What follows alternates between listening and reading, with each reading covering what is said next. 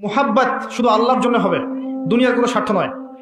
দুনিয়ার স্বার্থে যদি আপনি কাউকে ভালোবাসেন, আপনি তার কাছ থেকে কষ্ট পাবেন।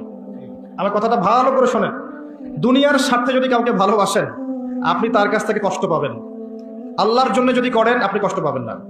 আপনি আল্লাহর জন্য করছেন, আপনি আল্লাহর জন্য স্ত্রীকে খাওয়াচ্ছেন, মহব্বত করছেন, তার হক আদায় করছেন, সন্তানের হক আদায় করছেন। এখন এই সন্তান যদি বড় হয়ে বলে তোমাকে চিনি না, আপনি কষ্ট পাবেন না, কারণ আপনি আল্লাহর জন্য করেছেন।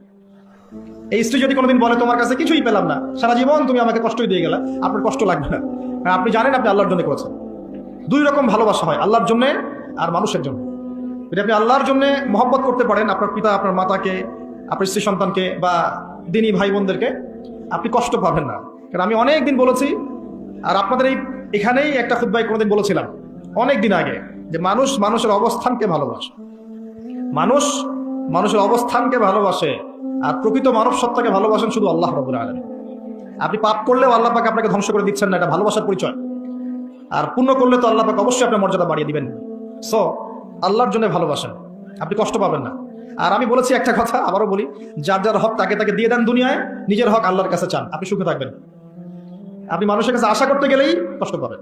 কেন সে এমন করলো, কেন আমাকে বুঝলো না, কেন সে আমার সাথে খারাপ আচরণ করলো, আমি তার জন্য এত করলাম, সে কেন আমাকে মূল্যায়ন করলো না। আপনি কখনই কষ্ট পাবেন যখন কারোর কাছে কিছু আশা করছেন। আশা করেন না আল্লাহ ছাড়া কারোর কাছে, আপনি কষ্ট পাবেন না। কথাগুলো খুব ভিতর থেকে বলছি। আমার বয়স আপনাদের চেয়ে হয়তো কম, অনেক ক্ষেত্রে আমার বয়স আপনাদের চেয়ে কম, কিন্তু এগুলো আমার এই 30 বছর জীবনের উপলব্ধি।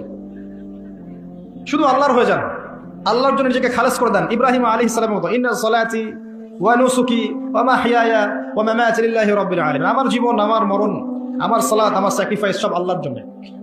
দেখবেন আপনি কষ্ট পাবেন না, এবং আল্লাহর সাথে আপনার একটা ঐশ্বরিক সম্পর্ক হবে। আপনি আল্লাহকে ফিল করতে পারবেন, আল্লাহ আপনার সাথে আছে। নিজের জুতার ফিতা প্রয়োজন হলেও আল্লাহর কাছে চাইবেন, দেখবেন আল্লাহকে আপনি কাছে পাবেন। যা প্রয়োজন আল্লাহর কাছে চান, আল্লাহকে আপনি কাছে পাবেন। আমার জীবনে এমনও হয়েছে, এগুলা বললে আবার বলেন না যে পীর মুরিদির কেরামতি বলছি, বিষয়টা এমন নয়, এটা আল্লাহর মারিফত।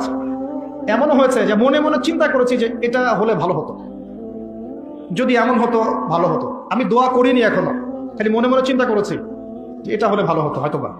বাসায় গিয়ে দেখেছি ওটা আমার সামনে হাজির। একদিন দুই দিন নয়, আমার জীবনে অনেক দিন এমন ঘটনা ঘটেছে। আপনি আল্লাহর হয়ে যান, নিজেকে আল্লাহর জন্য ওয়াকফ করে দেন, আল্লাহ আপনার হয়ে যাবে ইনশাআল্লাহ।